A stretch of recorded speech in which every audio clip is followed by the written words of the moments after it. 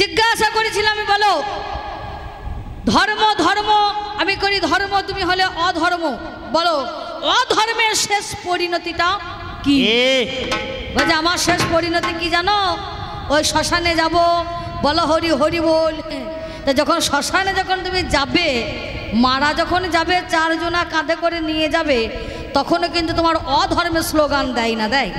দেয় কি? এই ধর্মের স্লোগান দেয়। দেখবেন অনেকজন মিলে যখন নিয়ে যাবে, চারটে কাঁধে করে যখন নিয়ে যাবে, আগে আগে একজনা বলেন বলো হরি, আর পিছনে সাঙ্গপাঙ্গরা বলে কি হরি বল, বলো হরি হরি বল, বলো হরি হরি বল। তাহলে যখন তোমাকে নিয়ে যায় তখনও কিন্তু এই ধর্মের স্লোগান দিয়ে অধর্মকে নিয়ে যাওয়া হয়, তোমার নির্দিষ্ট কোনো কিছু স্লোগান নাই।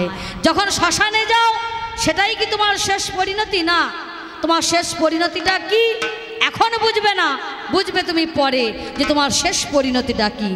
এখন তোমার পা চলছে, হাত চলছে, মুখ চলছে, তাই তো? আর শেষের দিনে যখন কুড়কুষ্ট হয়ে ওই বিছানা দিকে পড়ে থাকবে, আর যতক্ষণ রক্তের জোর ছিল হরিবল বলতে বলা হয়েছে, হরিবল বলেনি। আর যখন দেখবেন কুড়কুষ্ট হয়ে বিছানার মধ্যে পড়ে থাকবে, নিজেরা হেঁটে যাওয়ার ক্ষমতা থাকবে না, মুখে হরিবল বলার ক্ষমতা থাকবে না, তার স্ত্রী দেখবেন একটা ঠেলা গাড়িতে, বুঝতে পারছেন, তাকে চাপিয়ে দিয়ে তাকে দেখবেন ঠেলতে ঠেলতে নিয়ে যাবে, আর এক জায়গায় রেখে দেবে। তখন আর হরি বলার ক্ষমতা থাকবে না, কিন্তু চেষ্টা করবে বলো হরি হরি বলবে, হবে না, বলে বলো হলি, বলো হলি, বলো হলি করতে করতেই তোমার জীবনখানা যাবে। সেই শেষ পরিণতি যেদিন তুমি ওই ঠেলা গাড়িতে চেপে ওই দেখবেন একটা থালা নিয়ে যখন পড়ে থাকবে, তখন বুঝতে পারবে যে আমি ধর্ম না করে কত বড় ভুল করেছি। যাক, বেশ বলেছে।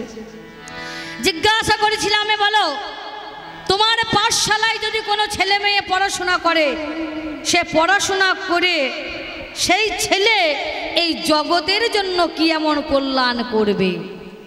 তোমার পাঠশালায়, অর্থাৎ অধর্মের পাঠশালায় কোনো ছেলে মেয়ে যদি শিক্ষা গ্রহণ করতে যায়, আর শিক্ষা গ্রহণ করে বলো সে জগতের কি মঙ্গল করবে, জগতের কি কল্যাণ করবে, বা কোন পদ সে গ্রহণ করবে?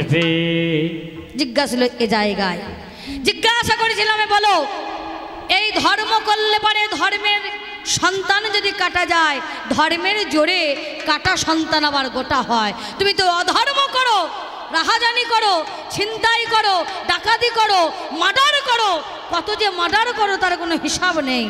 এত যে মার্ডার করেছো, এত যে মার্ডার করে চলেছো, বলো একজনাকেও কি বাঁচাতে পেরেছো? যদি বাঁচাতে পেরে থাকো তার নামটা বলো। যাক, বলেছে নাকি? বলেছে।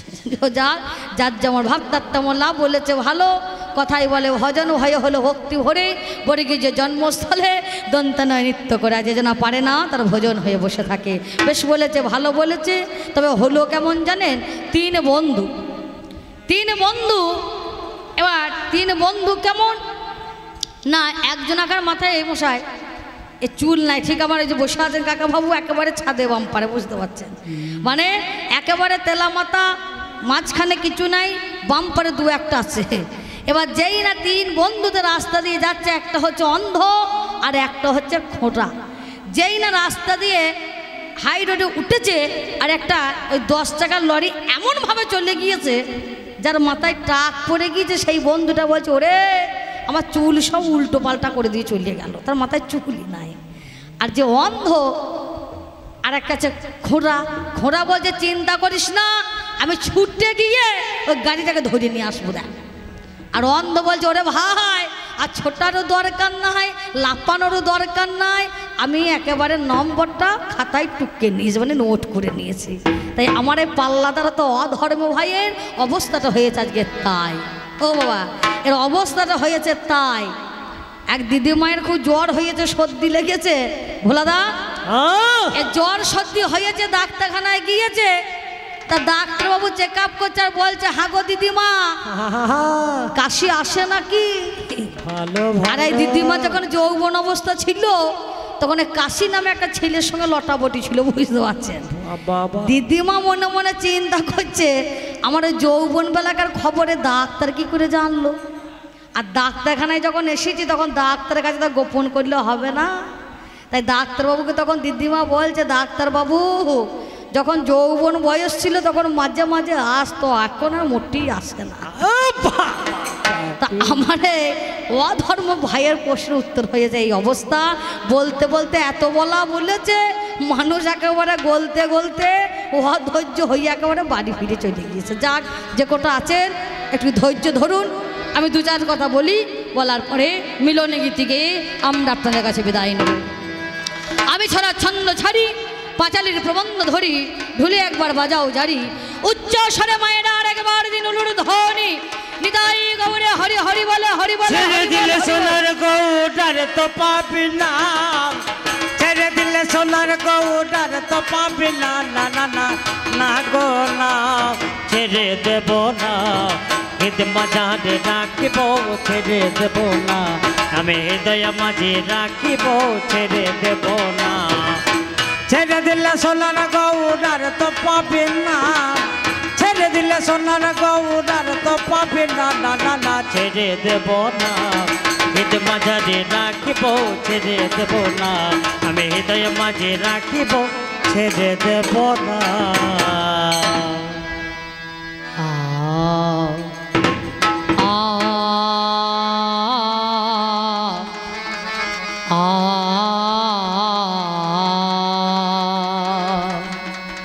ওরে তানা নানা তানা নানা বলে, তানা নানা তানা নানা তানা নানা তানা না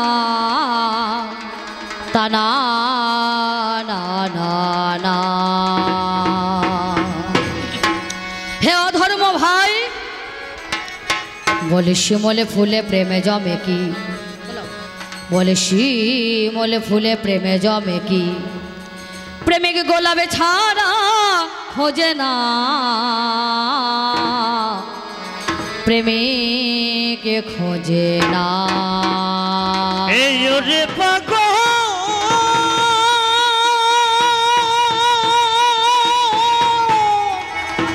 পাগল রে,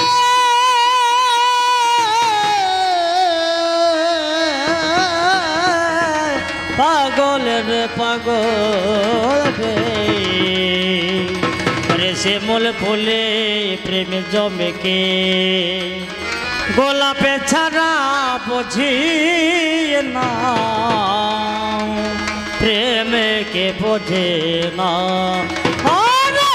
শিমুল ফুলে প্রেমে জমে কে, গোলাপে ছাড়া বোঝে না, প্রেমে বোঝে না,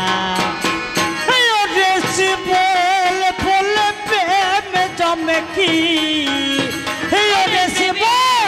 ফুল প্রেমে জমে কি, গোলাপে ছাড়া বোঝে না, প্রেমে বোঝে না, ওরে শিমুল ফুলে প্রেমে জমে কি,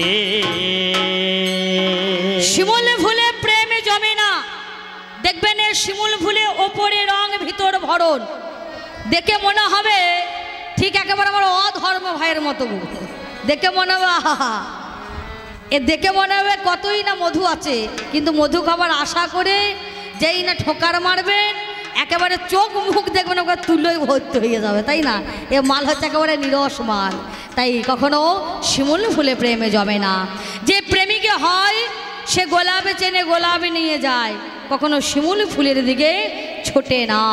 তাই অধর্ম ভাই, তুমি ওই শিমুল ফুলের মতো ওই রং দেখে তুমি মত্ত হইও না, ওই রং বেশি দিন থাকবে না, তাই না বাবা? এ রং বেশি দিন থাকে না। তাই যে ফুলের গন্ধ নেই, যে ফুলের সুবাস নেই, যে ফুল সৌরভে ছড়াতে পারে না, সেই ফুলে কখনো ভোমরা অলি ধর্মের মতো ভোমরা অলি কুল গিয়ে মধু পান করে না। তাই কি বললো গো, ওই গন্ধবিহীন শিমুল ফুলে ভোমরা অলি বসে না। ওরে গন্ধবিহীন শিমুল ফুলে ভোমরা কো ভোজোটে না। রে ভোমরা তো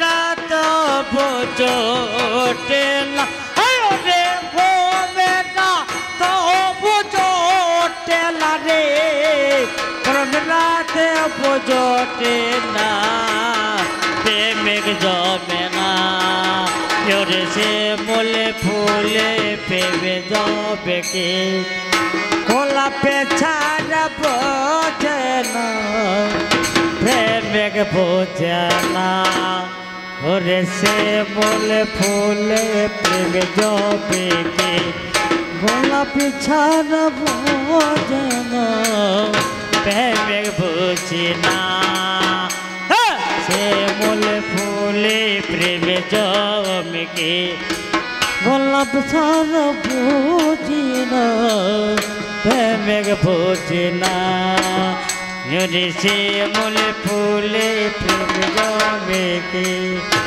গোলাপ ছাড়া বুঝি না প্রেমিক বুঝি না সে মোলে ফুলে প্রেম জমকে গোলাপ ছাড়া বুঝে না প্রেমিক বোঝে না ওরে সে মূল ফুল প্রেমে জমকে লাল টুকটুকে শিমুল ফুলে হয় না পূজা কোনো কালে সে মূল কোন ফুলে আবার হয় না পূজা কোনো কালে লাল টুকটুকে শিমুল ফুলে হয় না পূজা কোনো কালে লালে টুকটুকে শিমুল ফুলে হয় না পূজা কোনো কালে মাঠে ঘাটে গেলেই মেলে ঘাটে গেলে মেলে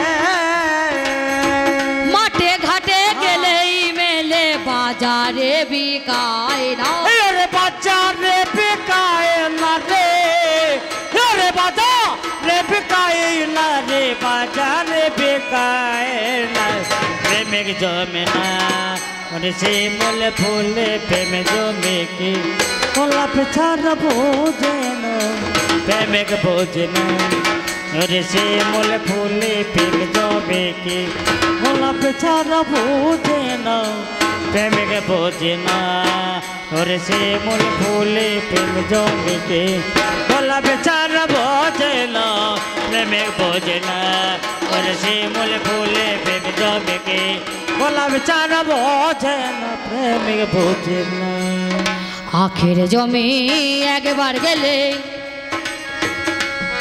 ভাইরে কুকুর সময় অনেক মেলে আখের জমি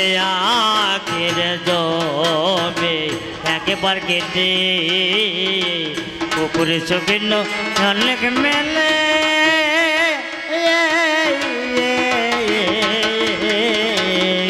আখের জমি একবার গেলে কুকুর সময় অনেক মেলে আখের জমি একবার গেলে কুকুর সবিন্ন অনেক মেলে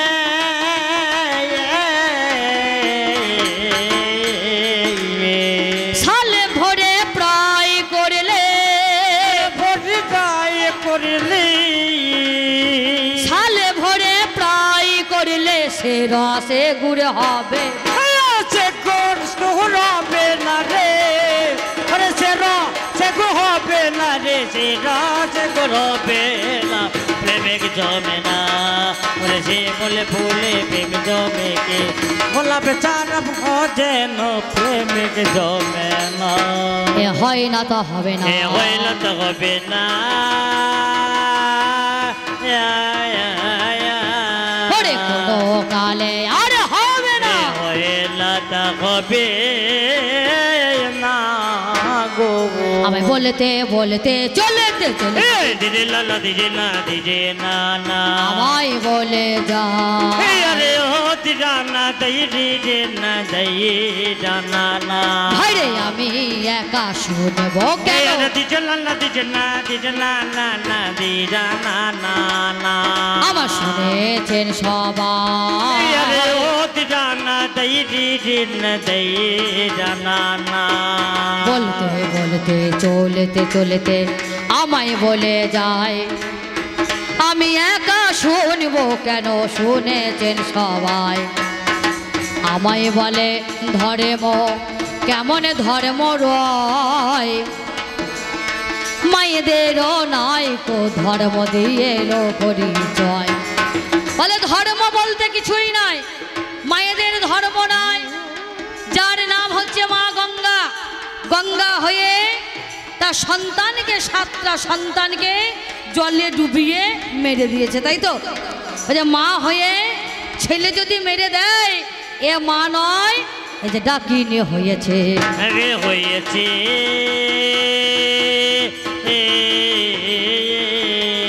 ভাইরে ডাকিনি হয়েছে হয়েছে আমি শুনতে পেলাম এই আসর মাঝে থেকে হয়েছে বলতে বলতে আর এক কথা আমি শুনতে পাই বলতে বলতে আর এক কথা আমি শুনতে পাই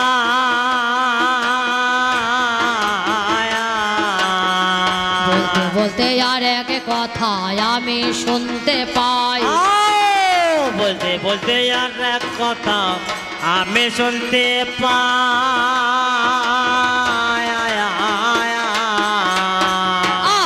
আরে আমি একা শুনবো কেন শুনেছেন সবাই আমি একা শুনব কেন শুনেছেন সবাই বলতে বলতে বললে কথা শুনতে পেলাম কানে আমি একা শুনবো কেন শুনেছেন 10 জনে নামে যারে হয় গো দেখো আমার জানা রয় বলতে বলতে অধর্ম দিল পরিচয় আমায় বলে ধর্ম তোমার কেমন ধর্ম রয় কোনে জায়গায় আছে ধর্ম দেখি না নিশ্চয় মা গঙ্গা যে সন্তান জলে ডুবিয়ে মেরে দিয়েছে এ মা হয়ে ছেলে মেরেছে আচ্ছা বলুন তো বিয়ে হয়েছিল কার সঙ্গে শান্তনুর সঙ্গে বিবাহের পূর্বে মা গঙ্গা বলেছিলেন আমার প্রত্যেকটা কাজ তোমাকে মেনে নিতে হবে যখন কাজে যখন বাধা দেবে সেদিন থেকে আমি তোমার সঙ্গে আর থাকবো না কিন্তু তার আগে যে 7টা ছেলেকে জলে ডুবিয়ে দিয়েছে এরা ছিল কে না এরা হলো অষ্টবসু এই অষ্টবসুদের মধ্যে যখন মুনির গাভী চুরি করে মুনি বড় ধ্যানে যজ্ঞে বুঝতে পারলেন সে অষ্টবসুদের মাঝখানে আজ আমার সেই গাভী চুরি হয়েছে মুনি বড় অভিশাপ দিল যে তোমরা বসু হয়ে তোমরা যখন এমন কর্ম করলে যাও তোমাদের আমি অভিশাপ দিই তোমরা মত্তে যাবে আর মত্তের জ্বালা তোমরা ভোগ করবে এ কথা শোনার পরে অষ্টবসু ছুটতে ছুটতে গেলেন মুনির কাছে মুনিবর আমরা সকলেতেই অন্যায় করিনি মুনিবর বললেন আমি যখন অভিশাপ দিয়েছি এই মুনির বাক্য কখন বিফলে যাবে না আমি যখন বলেছি তখন তোমাদের মত্তে যেতে হবে তবে 7টা বসু যারা অন্যায় করেনি তোমরা মত্তে যাবে যাওয়া মাত্রই তোমরা আবার উদ্ধার হয়ে চলে আসবে আর যে জনা গাভী চুরি করেছে সে মত্তের জ্বালা সহ্য করার জন্য মত্ত ধামে থাকবে সেদিন অষ্টবসুরা বললেন মুনিবর যদি যেতেই হয় শান্তনুর মতে যদি বাবা পাই আর মা গঙ্গার মতে যদি মা পাই বলে তবে আমরা যাব চলে আমরা যাব চলে তবে আমরা যাব চলে আমরা যাব চলে ওরে মুনিবর বলেছে খুলে আমরা যাব চলে বলো তবে আমরা যাব তাই সেদিনকে গঙ্গার গর্ভে জন্মগ্রহণ করে 7টা বসু উদ্ধার পেল সেই গঙ্গা বয়ে প্রতিশ্রুতিবদ্ধ হয়ে আছে তাদেরকে জলে দিল তারা উদ্ধার পেল আর অষ্টবসুর মধ্যে যে শেষ যার নাম হলো সেই দেবব্রত যার নাম হলো ভীষ্ম যে জনা কঠিন ত্যাগ করার জন্য কঠিন প্রতিজ্ঞা করার জন্য যার নাম হয়েছে ভীষ্মদেব তাই না তাই সেজনা মত্তের জ্বালা সহ্য করার জন্য রইল সেই মত্ত ধামে তাহলে এখানে মা হয়ে আমি কোনো অন্যায় করি নাই তবে জাগ জাগে এসবটা নাই কো প্রয়োজন বলতে বলতে আর এক কথা বলেছে এখন বলতে বলতে আর এক কথায় আমি শুনতে পাই ও ওরে আমি একা শুনবো কেন, শুনেছেন সবাই। আমি শুনতে পেলাম আসর মাঝে, শুনতে পেলাম আসর মাঝে, আমি শুনতে পেলাম আসর মাঝে, শুনতে পেলাম আসর মাঝি। আমার অধর্ম বলেছে তবে, শুনতে পেলাম আসর মাঝে। বলতে বলতে অধর্ম আমায় বলে গেল, বলতে বলতে অধর্ম আমায় বলে গেল।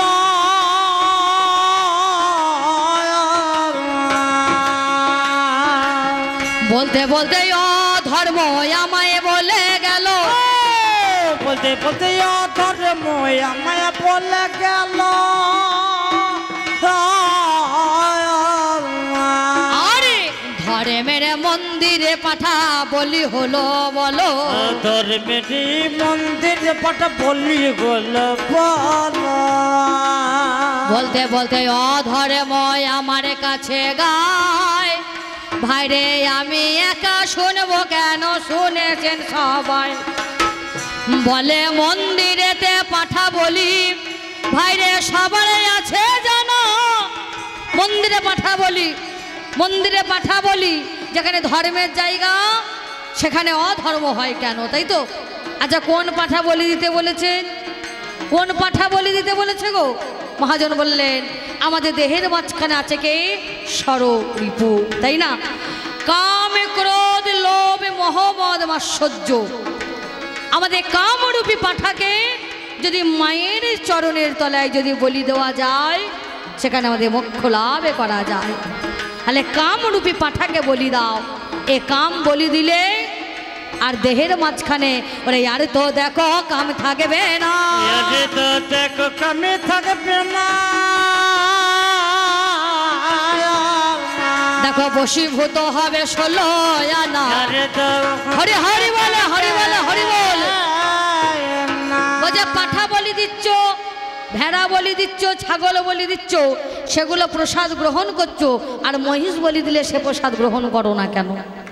মহিষ বলি হয়, ওটা কোন মহিষ? না মহিষ আমাদের কার বাহন গো?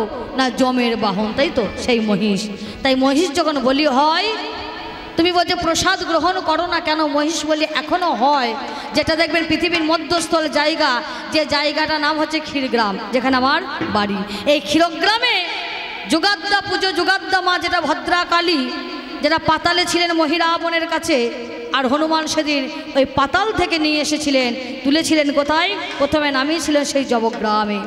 যখন লেজে করে মাপ দিচ্ছেন দেখলেন পৃথিবীর মধ্যস্থল হয়নি, মধ্যস্থল হচ্ছে কোথায়?